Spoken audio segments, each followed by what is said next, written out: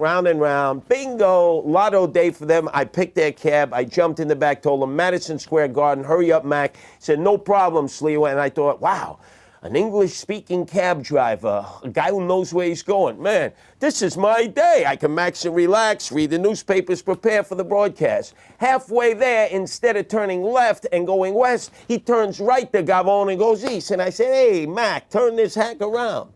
And all of a sudden, he was putting the pedal to the metal, and I could hear the transmission grinding. And I said, I don't think he's taking us to AMCO for a transmission fix. And I said, hey, Mac, I told you, turn this hack around.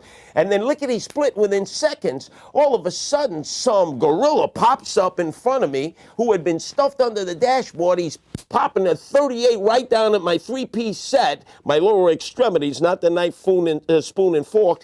And all of a sudden, he says, take this, you son of a bitch, boom, and he fires. And I could see the fire leave the barrel of the gun.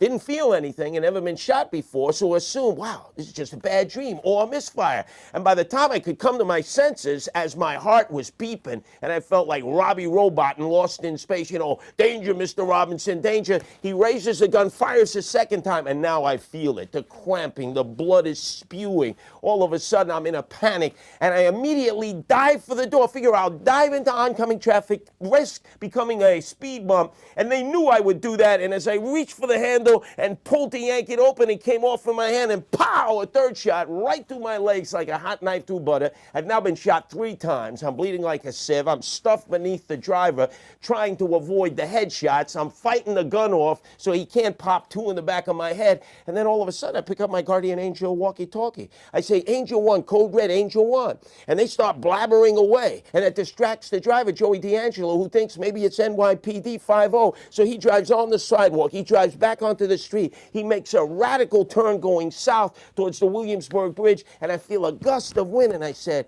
feet don't fail me now. I got precious little energy, so I used the cushion in the back to see, as if it were a trampoline, dived in the direction of what I felt was an open window because I felt the gust of wind. Luckily, they had opened the window just moments before they had picked me up because the air conditioner wasn't working.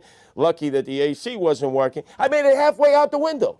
The gunman panics. He realizes, oh my God, he's out the window. So he pulls me up by my belt. He puts the gun in my back. The driver at the same time crashes me into parked cars. I smash me like sardines, nut to butt. They pump that final bullet in the back, push me out, and figure I'm dead on arrival and I'm sucking concrete. Next thing you know, they scrape me up off the asphalt, put me in the gurney, put me in the meat wagon, throw me on the emergency route of Bellevue, and they start cutting and chopping. And an hour and a half, well, actually hours later, days later, I wake up in intensive care with every tube and every orifice of my body, the bells and whistles. I wake up slowly. I see that first face that indicates to me that I'm alive, I'm not dead, and it's Ed Koch, my former nemesis, the former mayor of the city of New York, who thought I was a hemorrhoid in a red beret, and I thought I had died and gone straight to hell without an asbestos suit. When I came to my senses, I realized I was alive. I took a licking and came back ticking, and let's face it, wasn't my martial arts skill that saved the day or my street smarts. It was the man upstairs who decided I wasn't ready to be punching on the time clock yet and going out feet first.